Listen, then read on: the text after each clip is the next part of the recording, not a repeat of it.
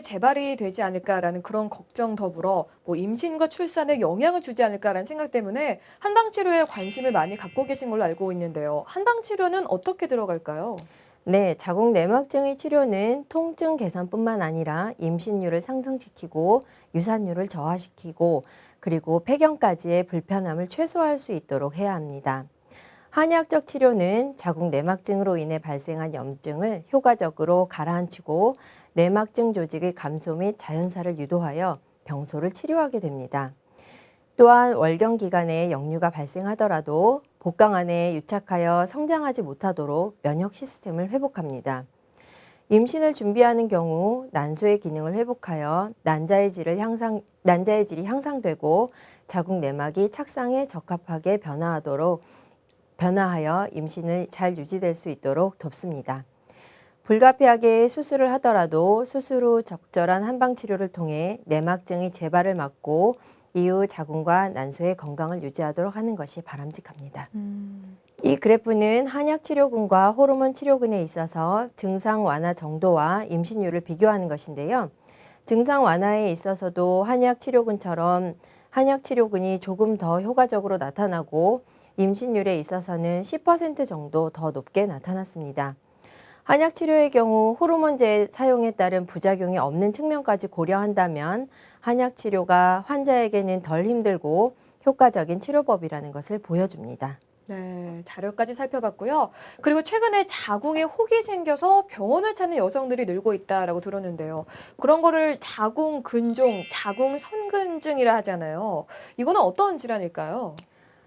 자궁 성근증은 자궁 내막 조직이 자궁 근층에 존재하면서 증식하는 질환으로 자궁 성근종이라고도 합니다.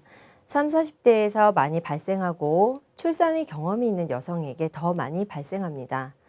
자궁벽은 가장 안쪽의 자궁 내막, 중간층인 자궁 근층, 바깥쪽의 자궁 외막으로 이루어져 있으며 자궁벽의 두께는 2cm 정도입니다. 자궁 내막은 호르몬의 영향을 받아 증식과 탈락을 반복하며 혈관과 선 조직이 풍부하게 발달되어 있습니다. 이 자궁 내막과 자궁 근층은 서로 침범하는 일이 없이 구분되어 있어야 합니다. 그런데 어떤 원인에 의해 자궁 내막이 근층에 분포하는 것을 자궁 성근증이라고 합니다. 자궁 근층에 존재하는 자궁 내막 조직 역시 정상적인 자궁 내막과 마찬가지로 호르몬의 영향을 받아 증식합니다. 또한 주변의 자궁 근층까지 비정상적으로 성장하도록 하여 자궁벽이 두터워지고 자궁은 마치 임신 상태처럼 커지게 됩니다. 그러니까 자궁 내막에 존재하는 비정상적인 조직 때문에 자궁의 크기가 커진다는 말씀이신 거잖아요. 이런 자궁 선근증 안 생기면 좋겠는데 대체 왜 생길까요? 원인 좀 말씀해 주시죠. 네. 자궁 성근증의 원인 및 기전에 대해서는 아직까지 명확히 밝혀지지는 않았습니다. 네. 다만 두 가지 가설이 있는데요. 첫 번째는 자궁 내막의 기저 부위가 직접 자궁 근층으로 침윤하여 발생한다는 것입니다. 내막이 자궁 근층으로 침윤하도록 하는 위험 요인으로는 유전이나 과도한 에스트로겐의 자극, 출산 후 자궁 내막염이나 제왕 절개술 등의 수술적 외상 등이 있을 수 있습니다. 네.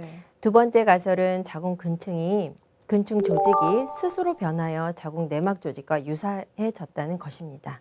근데 이렇게 자궁 건강에 이상이 생기면 출혈이나 통증 같은 신호를 보내게 되잖아요. 근데 그 자궁 내막증에서는 생리통이나 골반통이 신호다라고 할 수 있다면 자궁 선근증은 어떤 신호를 보낼까요? 증상도 말씀해 주세요. 네, 자궁 성근증의 신호는 월경량의 과다입니다. 생리량은 나이가 들면서 차츰 줄기 마련인데요. 생리량이 점점 늘거나 생리통이 심해졌다면 자궁 성근증을 의심해 봐야 합니다. 그 외에 부정출혈, 만성 골반통, 성교통 등 다양한 증상이 나타납니다.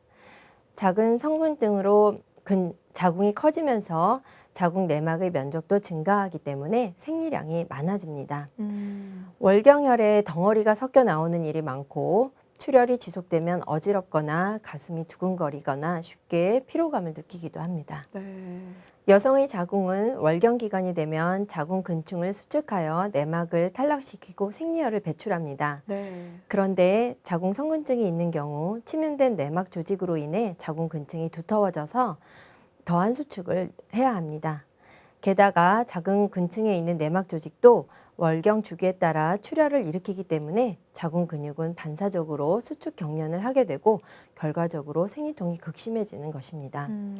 자궁 내막 조직이 자궁 근층에 자리를 잡고 증식, 출혈을 반복하는 과정에서 염증이 발생하여 만성 골반 통증 및 성교통을 유발하게 되고 커진 자궁이 방광을 압박하여 배뇨 장애가 생기기도 합니다. 이렇게 참 매달하는 생리지만 이런 것들을 다 감안해서 좀 생리를 꼼꼼하게 따져봐야 되지 않을까라는 생각이 듭니다. 자, 그런데 가장 중요한 질문을 한번 드려볼게요. 이 자궁 선근증이 임신이랑 출산에도 영향을 줄까요? 네, 자궁 성근증은 난임과 유산의 원인이 되기도 합니다. 당연한 얘기가 되겠지만 자궁 성근증이 존재하는 자궁은 임신에 좋은 환경이 되지 못합니다.